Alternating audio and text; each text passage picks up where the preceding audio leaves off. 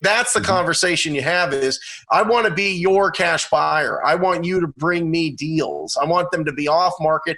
And if you're talking to people at a brokerage meeting, if you're talking to people over lunch, if you're finding it with people that are in your database, literally send them this email. Do you have any properties you want a cash offer on? And send it to your database and see who responds, and let me give them a cash offer.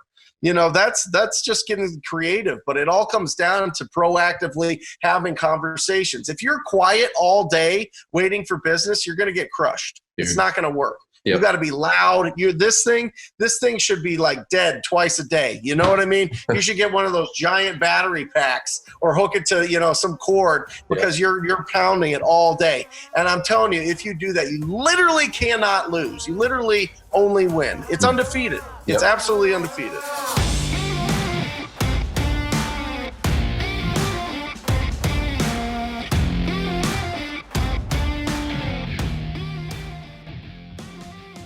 What's up, y'all? Trevor here with Carrots. Once again, coming at you from my home, not really office yet. It's going to be a home office here in a little bit. And I've got an amazing guest I'm going to introduce you guys to. Many of you will already know Brent after I introduce you. But we're about 3 weeks in right now into the whole coronavirus stuff. And so we will talk about what we're both seeing in the market as an investor. And a lot of it can relate to agents. We'll relate some stuff to agents as well.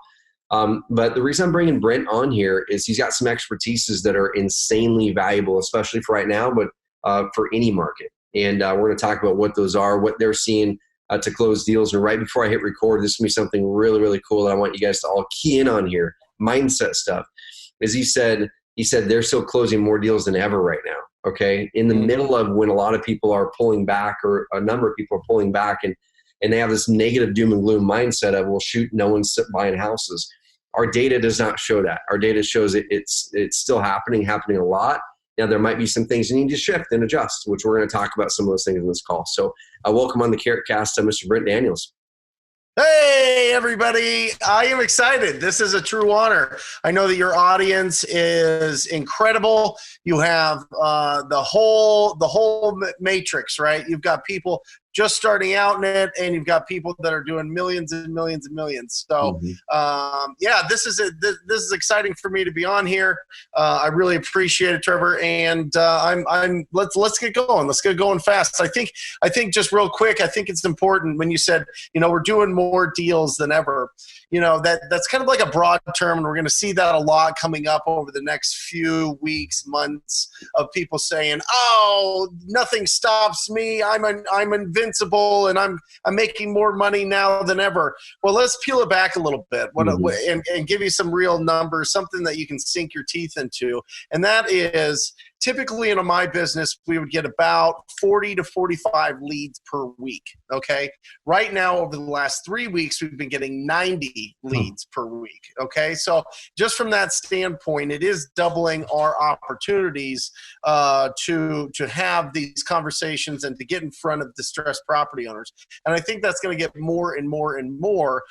So it's not just like kind of like a broad term of, we're doing more business. It's like literally tangible. I mean, It's literally right there. Now, what I will say is this.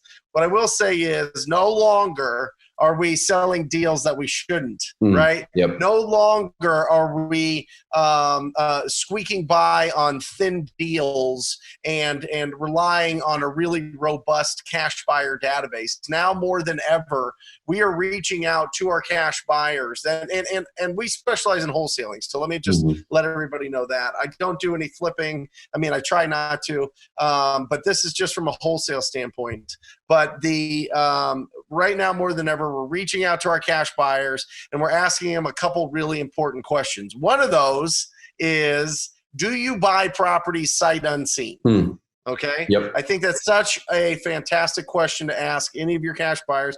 And the second question is, what do we need to provide you so that you can make a smart answer, a smart decision? Right? And so that's where we're starting all of our conversations with our cash buyers. And then from there, what we're doing is we are catering these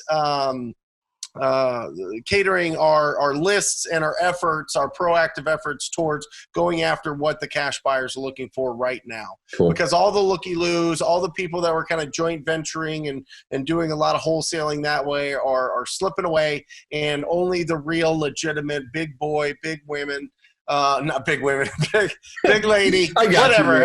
I don't know if I could do that right. Anyway, all the big buyers are sticking around, and they're going to take advantage. And all the people that are just kind of on the outs or just trying to make things happen and juggle things are gone. And it's been outstanding. Yep. And dude, so I'm going to kind of cover one thing there, and then we'll kind of step back a little bit and give people a bigger insight of who you are, what your business is, where you came from, and how people can go and deploy things that are working in your business in a big way. So one thing that you'd mentioned there is kind of some of those people on the fringes, are likely going to be peeled away from the market, right? Where I was on a call right before this with a bunch of newer investors. Now, here's the thing: if you're a newer investor listening to this, is number one, this is not a time to be scared and say, I'm going to wait for 3 months to figure out if I want to get into real estate. Right now is an amazing time. Now, you're going to have to do things a little bit different, right? You're not going to be able to possibly walk up to that seller and shake their hand right now. If you're in a market where, because of the coronavirus, there's stay-at-home orders. So that's going to have to be adjusted. But here's the deal, y'all. What we're finding in our data as well is the searches are not dropping. Like, we looked in our data for traffic to our motivated seller sites. What does it look like with motivated sellers and buyers? Has the demand gone down? Now, when things first started, there was about a 10% softening. That picked back up about 2 weeks later. What we did find, though, this is really important, because this is where especially newer investors would get discouraged right now. And that if you have this data edge, then you're going to be able to plow through that and gain an advantage. And if you're an experienced investor or agent, this is where you can continue your marketing and actually double down on your marketing, where a lot of other people don't have the right data and they're stopping their marketing, which is going to kill their pipeline for months.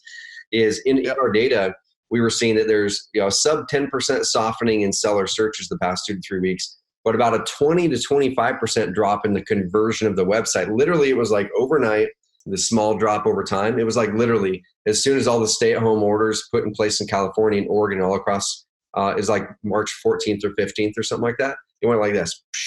Now, here's the deal. That was only a 20 to 30% drop. There's still hundreds of thousands of people searching per month. There's still tens of thousands of seller leads coming through our system. And this is the important part of it. The demand is still there. People are still searching for a solution.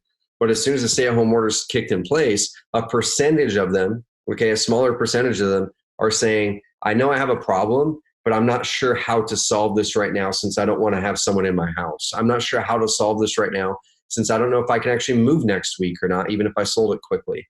And so you might see some of your cold calls or direct mail or PPC have a slightly lower conversion rate than before, but it's not that they don't want it. You need to build more rapport and give them education content and make them feel comfortable with the process of still working with you over this time. So this is an amazing time to get in. So you're also seeing some less experienced people pull back, which means there's less clutter in the market for sure. Yep. Yeah. Love it. So let's give people some context. So who are you, and how did you get into real estate? I know you got the shirt TTP on fronting, which I want everyone to know what that is. But let's give people the cliff notes. How did you get into real estate, man? What were you doing before that? And then how did you really start to see success with cold calling, especially? Yeah, so 2003, 2003, I read the Rich Dad Poor Dad, and that just exploded inside my brain. And it was always, reading that book was interesting. It was all the thoughts that I had in my head about what life would be like if it was awesome, like as an adult. Like, I was just getting out of college. I graduated in 2004, got my real estate license in 2004, and then just started my real estate journey that way. I always wanted to be a real estate investor. I always liked the idea of passive cash flow or buying assets. And so I got excited about real estate, and I thought, well, if you get excited about real estate, you have to get your real estate license. So I got my real estate license and did that for a while.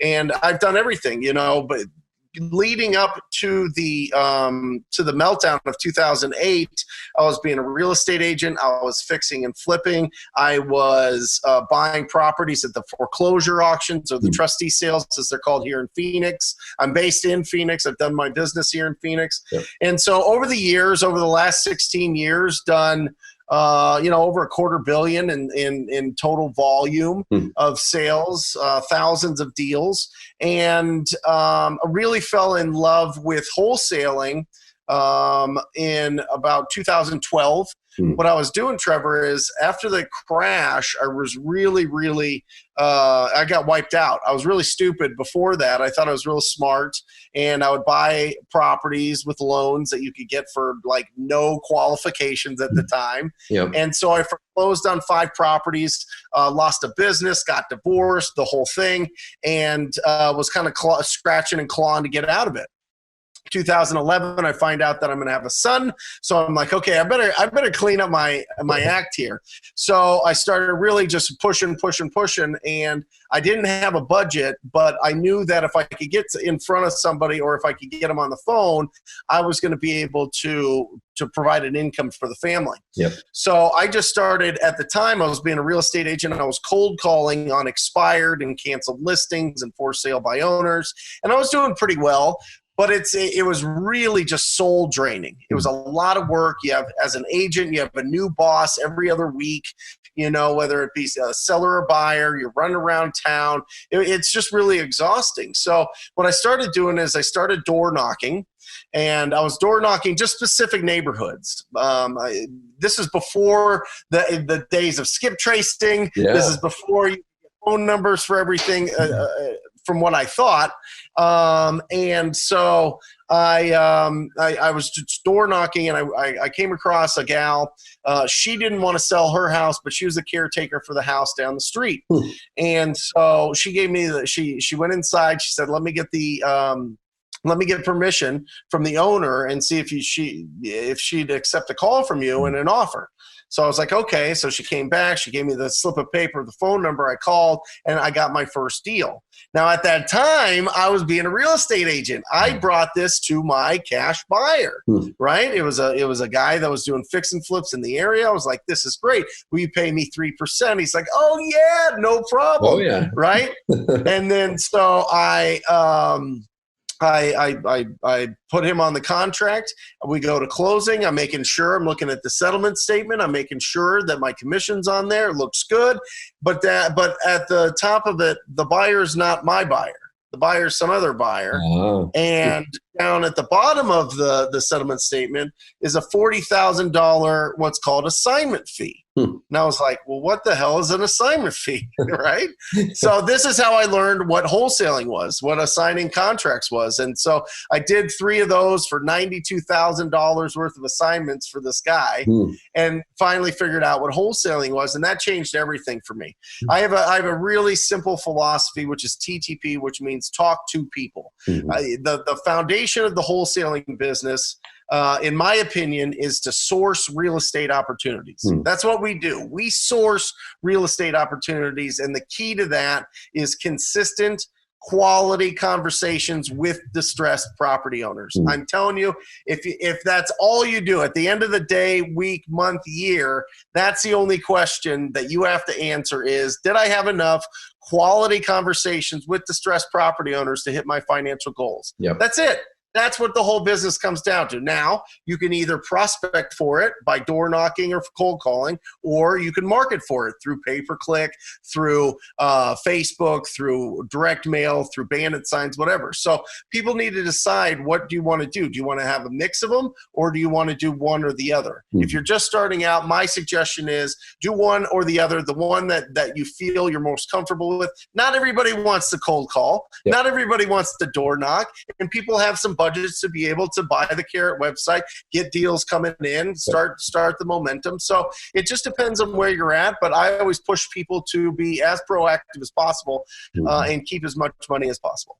Dude, so there's a couple amazing things there. So first of all, one of the things I always guide people to do is anytime you're listening to someone for advice, ideally find someone who has been through a cycle, a full cycle. Oh yeah. And Brent's been through a full cycle. He's seen the up run, he's seen the down, he's seen the next up. And what are you kind of putting you on the spot here? But you've already been prepared for this, I know. But what are you looking at right now as far as how you're preparing your business for whatever is coming next? Now, the coronavirus stuff might be kind of that black swan that might accelerate things. It might only have a blip, then it might bounce back. None of us know yet. But as far as us being at the tail end of a 12-year bull market, are you preparing anything in your business to move forward in the next year or two differently than you were doing the last? 100%. First of all, just from a personal finance side, and I'll just briefly touch on this.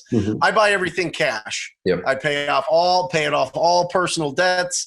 I buy any investment properties in good school districts that I know are going to be that are going to survive whatever, and I buy it cash because I don't want to worry about it because of that crash, because of foreclosing, because of losing everything. And I really, I read a lot, and I read a lot of these autobiography or biographies or whatever about people in the early 1900s that make a fortune and now the family's broke. And every single time it's because they leverage. Every single time it's because they leverage on something. So I didn't want to do that. I wanted to build a base. So that's just a little tip there for everybody. So I think that paying off your personal debt first and then start investing is the way that I would suggest that you go. And we're going to see more of that if this goes on longer. But what I will say is now more than ever, your cash buyers mean everything to your business.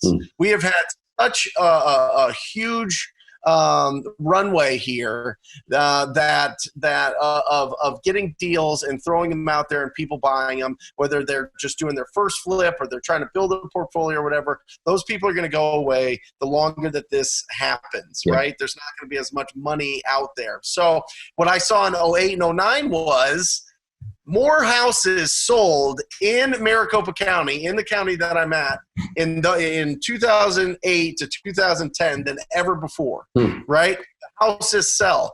So what I'm doing right now is I'm getting real cozy to the actual cash buyers. I'm getting real cozy and understanding what they're really looking for. And I'm adding those people to my database. I'm making sure that we're staying focused. We're pulling the data on everybody that's closing deals, cash, multiple deals cash, and we're picking up the phone, we're having conversations with them, and we're adding them to the database. So I think the longer this goes, the more your cash buyer database is really, really, really, really going to make a difference between success and failure. Dude, so you mentioned it here a little bit. I want to make sure to highlight this because people, I'm with you, man. Building the relationship with cash buyers. If you have private lenders, continue to solidify those relationships, especially right now, and make those cash buyers those cash buyers and private lenders really comfortable to know that this guy's got a plan. Like he's preparing for things. I've got some strategies I've talked about in some of our videos recently, how you can do that. But what are those first steps you would have someone do? You kind of briefly mentioned it there, but to start to build that cash buyer list, like step 1, step 2, step 3 kind of thing that they can move away from? Well, there's a couple different things. I mean, if you've got a relationship, what I would do if you're like if I were to just start brand new, say I go to your market and I'm like, okay, I need to find somebody. I would join whatever fix and flip groups are on Facebook, right? And I would go to the meetups and I would ask the question, which title company are you a closing attorney, title company, closing, doesn't matter. Who does the most wholesale deals? Who's the best? And I would call them up and I would schedule a meeting to sit down with them and I'd say, hey, listen, I'm out there every single day. I'm making cold calls to distressed property owners. I am like hustling up as much as possible. I need to match these opportunities up with real buyers.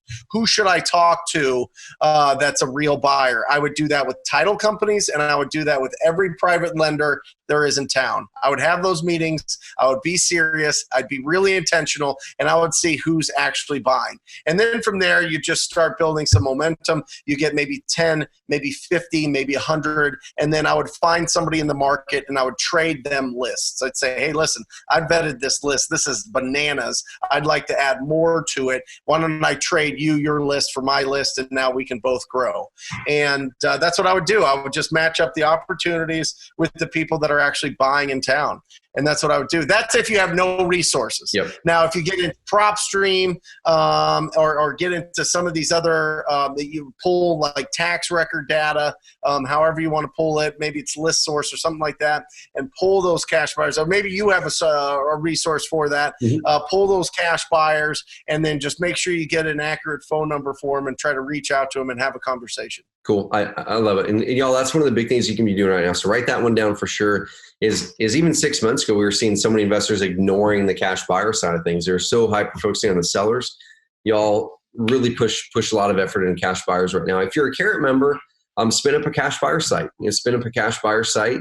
Start to post your properties on there. It'll show you guys are moving things, show that there's demand. We actually in Phoenix, I'm Cody Sperber. They have a ton of properties on their buyer sites, and that's something that is really pulling in good leads for them, right? Just showing them they've got a lot of activity. Whenever you're driving your buyers over, they're driving them to a site, which then gets those other buyers that aren't on your list yet on your list. So some cool stuff there, dude. So on the seller side of things now, TTP. Let's kind of break it down. What does your marketing mix look like right now? I know cold calling is one of the big ones, if not still the biggest one.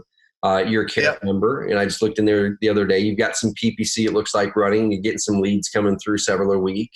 And there's some things on there, man. I know you got a jet after this. I'm going to reach out to you and some things that we can tweak for you and with you to get it even better for sure. But what's your marketing mix look like right now that's working great for you? Cold calling is number one. I mean, it's never been stronger. I'm telling you, our contact rate has doubled and the leads have doubled. I mean, it's bananas. It's absolutely, but like this feels like it was 2012 before anybody was calling, when I was just shooting fish in a barrel, making hand dialing calls and getting deals. Because that's how I built up the whole business to where we were doing over $1 million. We over the last 3 years, we've done $1 million in deals just from cold calling. So that's always in there. We're really experimenting and trying to figure out the right mix for pay-per-click. We get the interesting thing about marketing that's different than prospecting is prospecting typically takes about 90 days from initial call to close. With marketing, it's more expensive for sure, but it's like now business, right? And that can really save a lot of people right now if they need cash flow right now, or if they're just trying to get up and running and start building some momentum and get a heavy bank account. So it works. I mean, the deals are huge, by the way. It's just super expensive in Phoenix. Yeah, it's not the volume, the volume either. That's something I tell people all the time is you can totally run an amazing business just doing online. Like Brian Rockwell in Dallas, he did $200K last month in Dallas all online. But here's the deal. Your volume is going to come from offline. Like your volume is going to come from your cold calling, from your direct mail if you're doing that. Because oftentimes you're activating demand. You know, there's the people on the fringe that aren't searching yet. They're not going to Google and searching out a solution yet. And so you're activating them. They're like, they see your direct mail piece, or they pick up the phone, or they see the text, like, you know what, I'm going to give this guy or gal a call back. I have been thinking about it. The online ones, they're actively searching for a solution. Like they've got. If they fill out something online, they're ready to go, man. Now, are some of them on retail and they think it's like offer pad or open door and everything? You know, sure, but they're not buying right now. So get ready. Get ready. You know what I mean? It's incredible, but you got to get on those leads right now. Like this has to be like they're on fire. So you got to get onto those leads. I mean, what's your suggestion? Once a lead comes in from your site, how quickly should people get to them? Yeah, I mean, if it's a call in, answer them all live for sure. Like answer all calls live. If you can't do that, have someone else answer them for you. But on the submit ones, for sure, under 5 minutes is what we suggest. We've even seen sometimes where a client says, man, I called him back 9 minutes later, and they never called me back, and Yep. did it back. So our best clients, they have the text message feature turned on, to where they get the text and then the phone number's right there and they immediately tap it. Like RJ Bates in Dallas does a ton of deals, and Yep. he goes, the rest of the team gets the other leads, and I take to my own cell phone the carrot leads, because they don't get a volume there. But he's like, those ones get answered back immediately. Yeah, sub 5 minutes for sure, but as quick as you can. It's incredible. Yeah. And I think it's really important, I don't think, don't get, the TTP doesn't just mean cold calling just motivated sellers. That's certainly a huge part of it. Yep. But it's also about calling up real estate agents, calling up other investors, calling up people that can send you referrals. I think this is something that doesn't get talked about a lot, because there's marketing, there's prospecting, and there's referrals. And you can make a fortune if you're the guy or gal in your town that people are bringing deals to. Right? I mean, if you're known to be able to get those deals done, or you're just really loud and you're like, hey, send me your deals, send me anything that's ugly, send me the worst of the worst properties that you don't want to deal with, Mr. or Mrs. Agent, right? Then all of a sudden you've got a referral database of 100, 200 agents sending you, any properties that they run across that their clients want to just unload because they don't want to fix it up. You're the guy. I'm telling you. I mean, it's absolutely incredible, and the money you keep, the net revenue on that is incredible. Incredible. Dude, so I want to spend a little bit of time need here. to be. What's that? Oh, sorry, man. I want to spend a little bit of time on that for sure, because we have a lot of agents that listen to the Carrot Cast and a lot of investors. And so, if you're an investor, what would you, number one, are you looking for a certain type of agent, or are you just kind of like getting the blank list? And number two, how would you reach out to them? Is it reaching out to them by a phone first, text, email? Kind of, what do you say? How does that work front to back? I go on Zillow. If you don't, well, I would go on the MLS because I've got access to the MLS. But if you don't have access, go on Zillow. Look for the lowest priced listings in whatever zip codes you want to go after, and reach out to those agents and say, hey, listen, I saw you listed this property. If you come across anything else, because they're always the beat up ones, the ones that have fire damage or water damage, or they're beat up, or they got mold or whatever else. You know what I mean? They just fire sale it. But you know what really annoys agents? What really annoys agents is getting 47 offers on a property as soon as they hit the market. Right. And then they have to go through them, and then they have to filter them, and then they got to put them in. And technically they're supposed to upload them for their broker to keep for a year or whatever, depending on what state you're like. It's a nightmare. How about, hey, agent, before you put it on the market, let me give you a cash offer. You keep all the commissions. Yep. You know what I mean? That's the conversation you have is, I want to be your cash buyer. I want you to bring me deals. I want them to be off market. And if you're talking to people at a brokerage meeting, if you're talking to people over lunch, if you're finding it with people that are in your database, literally send them this email. Do you have any properties you want a cash offer on? And send it to your database and see who responds, and let me give them a cash offer. That's just getting creative, but it all comes down to proactively having conversations. If you're quiet all day waiting for business, you're going to get crushed. It's not going to work. Yep. You got to be loud. This thing should be like dead twice a day. You know what I mean? You should get one of those giant battery packs, or hook it to, some cord, because you're pounding it all day. And I'm telling you, if you do that, you literally cannot lose. You literally only win. It's undefeated. It's absolutely undefeated. Dude, I love it. Guys and gals, you need to write that down. Write that down and make that one of your action items, especially right now, right? Where if you're pulling back, and I've said this a million times, if you're pulling back right now and waiting for, like you're using this as a vacation, that's the last thing you should be doing. You're ruining your potential for your pipeline over the next 2 to 3 months. The money you make in 3 months is oftentimes dictated on what you're doing today. And so Brent, if people are gonna to start cold calling today, I know we've had Maxwell in here a bunch, and he's done a ton of cold calling. But you teach a ton of people, right? You teach a ton of people what you do. You're an amazing coach, an amazing influencer. You have a legit amazing business. You're not just the guy who teaches it but doesn't do it. You're the guy who does it, and now let me also teach what I do. And you're in a huge market with tons of competition, right? So what are the things? So we've already talked about in a lot of other spots where people can get the list. So I'll kind of toss that question your way really quick though. Kind of what are the prime lists that are working for you for cold calling? And then we'll kind of dive into in a few minutes what people might say on a cold call to break through that initial barrier with sure.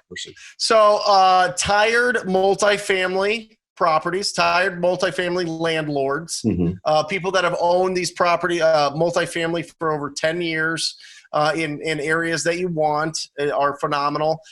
Vacant houses now more than ever. People don't want to be kicking out tenants during this whole pandemic. People don't want to be moving during this whole pandemic. So vacant properties are gold, especially if you can put on a lockbox on it and your cash buyers feel safe going there and they don't have to interact with strangers that they don't know or whatever's going on. So vacant properties, tired landlord, multifamily, and vacant land.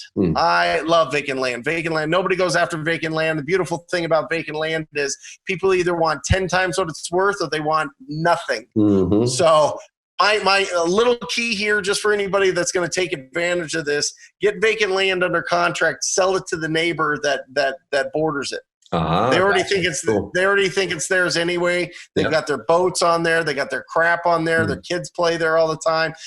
So they don't want to lose that. So sell it to the neighbors. But yeah, you made a really important point, and that is don't just take this as a vacation. You truly, right now, if you take advantage of this, you're going to be so much. You're going to be so far ahead of other people or competitors or people in your marketplace that are slowing down right now. It's going to be night and day. So my suggestion is make sure, one, that you have a conversation with your family, whether that's your wife, whether that's your kids, whether that's your spouse, whatever it is. Have a conversation and say, hey, listen, I want to take this serious and I need to time block between 11 and 1 every day so that I can build this business right now. Because I'm telling you, if you don't time block it, make it intentional, it's never going to happen. You're going to it's going to get torpedoed by everything going on.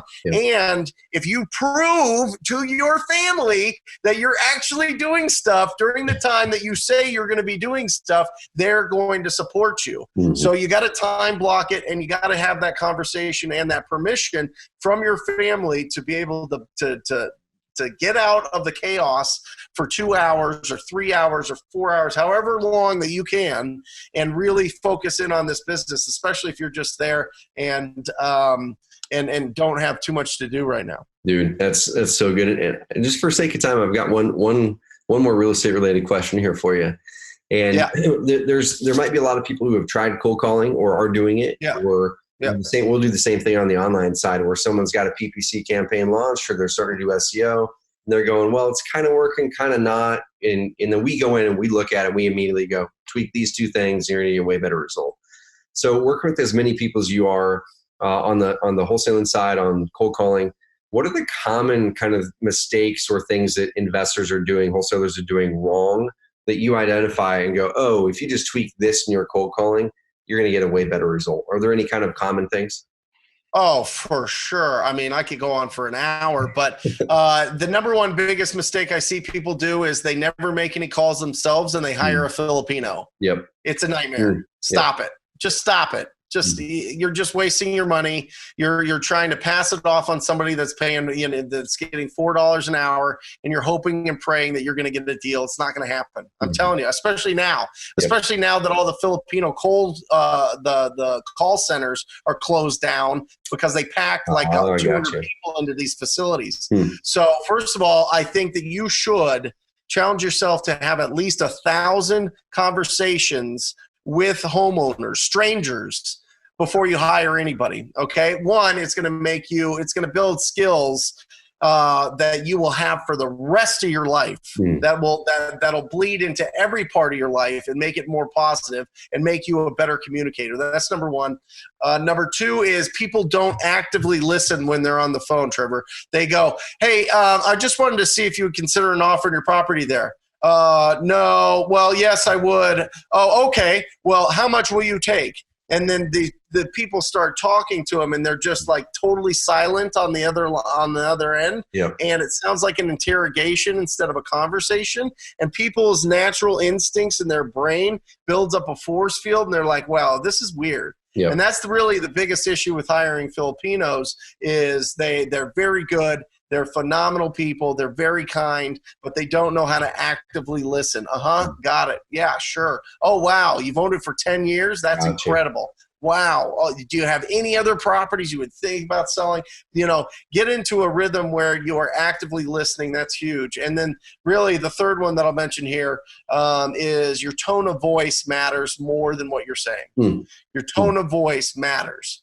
So don't go into it sitting down in a dark room with like, a fan on you, and you're just like kind of like all like a troll of some sort. You know what I mean? Like get up, have some light, have some energy, have some authentic enthusiasm when you're making calls, and you will win. And if you're actively listening, if you take it seriously and you're consistent, listen, everybody that I've asked, if you had enough quality conversations with distressed property owners, would you get a deal? The answer is always yes. It's just whether or not you're going to do the work. That's it. That's it. So you want to make $1 million? That's how you do it. I'm serious. Dude. You want to make 100,000? That's how you do it. You want to make 10,000 on the side? That's how you do it. Have quality conversations with distressed property owners. Dude, I love it. And guys and gals, there's so much gold in this episode. And there's dude, you're all over the place where people can, like in a good way, where people can find all kinds of information about you. So I've got one final question. We're at the time mark, but one quick question: where can people find you? First of all, because they want to dive in. Where can they find you online? Yeah, I've got a ton of resources at talktopeople.com. Cool. So the TTP, talktopeople.com. Guys, check it out. There's a ton of free resources there. Obviously, once you get in there, you're like, yeah, I got you. And I want to convert you into like a one-on-one student, of course, because that's what I love. And that's where I make the most impact. But if you want to stay in a free like zone for the rest of your life, you can do that too. It's got enough there. You got a free wholesaling course. You got free scripts. You got free downloads, how to get cash buyers, the whole thing. So check it out. And if you want to take it to the next level and join the TTP program, then all the information's in there. Dude, I love it. And one final question for you, man, is especially right now with all the news media, which I stay away from that pretty much. And just in general, there's a lot of negativity with the general crowd out there. What are you doing and what do you do to stay positive, man? Because you're obviously a really good, energetic, positive dude. Yeah. What do you do on the daily to keep the good stuff flowing in? Number one is I haven't listened to music or anything in my car unless my kids or wife are in the car. If I'm just in the car myself, for the last 6 years, I've been listening to podcasts or Audible. I think that's absolutely critical as you're driving around to get that good stuff in. And I really think that really good books, really good business books or inspirational books or self-development books is the plunger that plunges all this crap out of our brain that's getting bombarded right now more than ever in human history, right? Like this is like so crazy. So I think it's absolutely like a prescription that you need to read at least 10 pages of good books every single day to keep all that good stuff coming in. And really, for the most part, if you're proactive, that's what destroys all the fear and anxiety, right? If you're constantly in motion, if you're building momentum, if you're having little wins throughout the day, week, month, you're going to feel a lot more alive and you're going to feel a lot better about things. So I think just being in action is the most important thing. I think boredom is when we really do stupid stuff. Oh, dude. You know what I mean? So true. So true. Yep. Well, Brent, I appreciate you coming on, dude. Everybody, talktopeople.com. Dude, that's an amazing domain, by the way. Thank you. And go follow him. What we want you guys to do is not as good as carrot.com, but you need to get talk. You need to get talk.com, man. You need to go after that one. No, but but guys, go follow Brent. He's a Carrot customer as well. He's the best at his craft and cold calling of anybody in the industry. He's aligned with Tom Kroll and the Wholesaling Inc. Crowd too. Yep. Great people. So talktopeople.com, Brent. Appreciate that out of you, man. Guys, just thank you. You're the best. Thank you so much. Thank you, dude. Have a great week, man. See ya. See you, brother.